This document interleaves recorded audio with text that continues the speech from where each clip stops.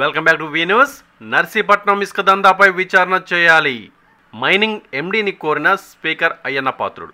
నర్సీపట్నంలో జరిగిన ఇసుక దందాపై విచారణ చేయాలని శాసనసభాపతి అయ్యన్న పాత్రుడు మైనింగ్ ఎండీ ప్రవీణ్ కుమార్ను ఫోన్లో కోరారు.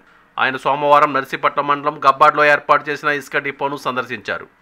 ఈ సందర్భంగా ఆయన మైనింగ్ ఎండీ ప్రవీణ్ కుమార్తో ఫోన్లో మాట్లాడారు. గత ప్రభుత్వం హయాంలో ఎటువంటి అనుమతులు లేకుండా రాజమండ్రి నుంచి 1000 టన్నుల ఇసుకను గబ్బాడ డిపోకు డంపింగ్ చేశారని అన్నారు. దీనిపై జిల్లా మైనింగ్ రెవెన్యూ అధికారులకు ఎటువంటి సమాచారం లేకుండానే ఈ తతంగం అంతా జరిగినట్టు ఆయన వివరించారు. అక్కడ నుంచి వచ్చిన ఇసుక ఎంత, ప్రభుత్వ పరంగా అమ్మకం చేసిందెంత, ప్రస్తుతం ఇక్కడ ఉన్న నిల్వ ఎంత అనేది తేల్చాలని ఆయన కోరారు. ప్రస్తుతం ఇక్కడ 63,000 మెట్రిక్ టన్నుల వరకు ఇసుక నిల్వ ఉన్నట్టు ఆయన ఎండీకి వివరించారు. అదేవిధంగా నర్సీపట్నం డిపోకు అవసరమైన ఇసుక ఇచ్చేందుకు రాజమండ్రి రీచ్లో నిరాకరిస్తున్నట్లు చెప్పారు. దీనిపై 2 జిల్లాల కలెక్టర్లు మాట్లాడుతున్నారని, అనకాపల్లి జిల్లాకు ప్రత్యేకంగా ఒక రీచ్ కేటాయించేలా ఎండీగా మీరు అనుమతి ఇవ్వాలని స్పీకర్ అయ్యన్న పాత్రుడు ప్రవీణ్ కుమార్ను కోరారు. ముందుగా ఆయన ఆర్డీఓతో మాట్లాడుతూ ఇసుక ఎక్కడి నుంచి వచ్చిందోనని, దానిపై విచారణ చేయకుండా పంపిణీ చేస్తే సాక్ష్యం చెరిగిపోయే అవకాశం ఉందని అన్నారు. కావున దానిపై పూర్తి స్థాయిలో విచారణ చేయాలని అయ్యన్న పాత్రుడు ఆదేశించారు. మైనింగ్ డిపార్ట్మెంట్లో ఏమన్నారంటే ఆ ఇసుక ఎవరితో మాకు తెలియదు అంటున్నారు. ఏకంగా బ్లంట్గా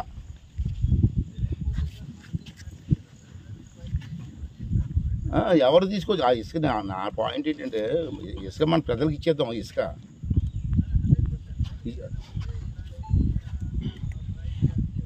అంటే ఇక్కడ నా ప్రవీణ్ గారు నా పాయింట్ ఏంటంటే మీరు క్యాచ్ చేయట్లే. అసలు ఇంత ఇసుక ఎవరు తీసుకొచ్చారు అన్నది చెప్పలేకపోతారు మనోళ్ళు.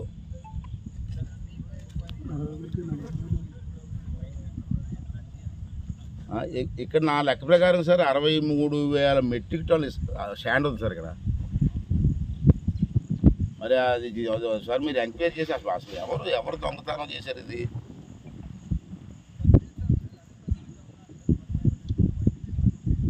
మెట్రిక్ టన్నులు ఇసుక అండి. ఇసుక ఎవరు తెచ్చారో ఎవరు తెలియట్లేదు. గవర్నమెంట్ చెప్పలేకపోతున్నారు, గవర్నమెంట్ ఆఫీసర్లు చెప్పలేకపోతున్నారు, పోలీసులు చెప్పలేకపోతున్నారు, ఎవరు చెప్పలేదు. ఎలాగొచ్చింది ఇసుక? ట్రాన్స్పోర్ట్ చేస్తే ఎవరు ట్రాన్స్పోర్ట్ చేస్తే కదా ఇక్కడ వస్తుంది రాజమండ్రి నుంచి. ఎవరు తీసుకొచ్చారు, ఎవరు ట్రాన్స్పోర్ట్ చేశారు ఎవరు తెలియట్లేదు. ఎందుకు వచ్చింది ఇసుక? 63,000 మెట్రిక్ టన్నులు చిన్న విషయం కాదు కదా. అంచేది మొన్న ఏంటంటే మేడం గారు వచ్చి ఇది ప్రజలకు ఇచ్చేస్తా ఉన్నారు.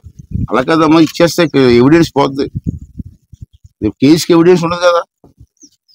దాని మీద తెచ్చినప్పుడు మీరు కేసు పెట్టాలా, ఆడు యాక్షన్ తీసుకోవాలా. యాక్షన్ తీసుకోవాలంటే ఎవిడెన్స్ ఉండాలా. అంటే కేసు బుక్ చేసే వరకు ఇసుక ఎవరికి ఇవ్వలేదు, ఇవ్వడానికి వీల్లేదు. కేసు బుక్ చేసిన తర్వాత ఈ ఇసుక ప్రజలకు ఇచ్చేమన్నాను. అప్పుడు అమ్ముతారా? అంతే గవర్నమెంట్ ఏ రూల్ ప్రకారం ఉంటుంది. ఆ రూల్ ప్రకారం అంటే ట్రాన్స్పోర్ట్ ఛార్జీలను లోడింగ్ ఛార్జీలు తప్పించి ఇసుక ఫ్రీ కదా గవర్నమెంట్ లెక్క ప్రకారంగా. అంటే ఎవరైనా వచ్చే ఆర్డీఓ గారికి వాళ్ళు పెట్టుకుంటారు. మాకు ఇసుక కావాలని వాళ్ళు ట్రాక్స్ ఇస్తారు. వాళ్ళు లోడింగ్ ఛార్జీలు, ట్రాన్స్పోర్ట్ ఛార్జీలు వాళ్ళు పెట్టుకుంటారు, ఇసుక తీసుకెళ్తారు. సరే ఇంకా వదిలేండి వాళ్ళ గురించి. మనకి మన లక్ష్యం ఏంటంటే ఇవన్నీ మనం తవ్వుకోకూడదు. ఇంకా ఇసుక ఎవరు తీసుకొచ్చారు, ఎవరు వేసారు, ఇక్కడ ఆ దొంగ ఎవరు, అతని మీద యాక్షన్ కావాలి.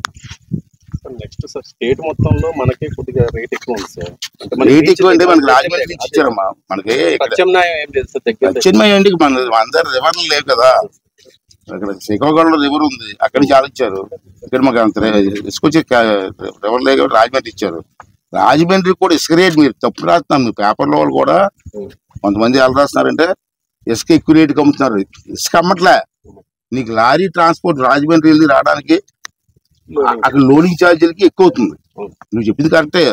అనకాపల్లి విశాఖపట్నం జిల్లాలో అన్ని జిల్లాల కంటే రేట్ ఎక్కువ ఉంది.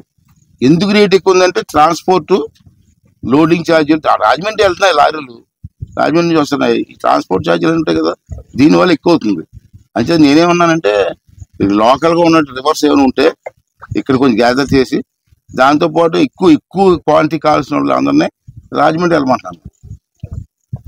లోకల్ చిన్న వాళ్ళు ఉంటారు కదా, ఈ చిన్న వాళ్ళు ఉన్న రివర్స్ ఉన్నాయి. మనకి కాండవా రివర్ ఉంది, ఇవన్నీ పక్కన రివర్స్ ఉన్నాయి. కొన్ని మాకర్బాందర్ ఒక రివర్ ఉంది, ఏటికొప్ప ఒకటి ఉంది. ఇవన్నీ వచ్చి చిన్న వాళ్ళకి చిన్న ఇల్లు కట్టుకోవాలా. వాళ్ళకి ఇక్కడ ఇచ్చి పెద్ద బిల్డింగ్స్ కట్టుకున్న వాళ్ళకి, వ్యాపార సంస్థలు కట్టుకున్న వాళ్ళకి రాజమండ్రి ఇస్తే గొడవ పోతుంది కదా. సింపుల్ థింగ్ కదా. నిరంతర వార్తా సమాచారం కోసం మా వి న్యూస్ ఛానల్ సబ్స్క్రైబ్ చేయండి. నోటిఫికేషన్ కొరకు బెల్ ఐకాన్ని యాక్టివేట్ చేయండి.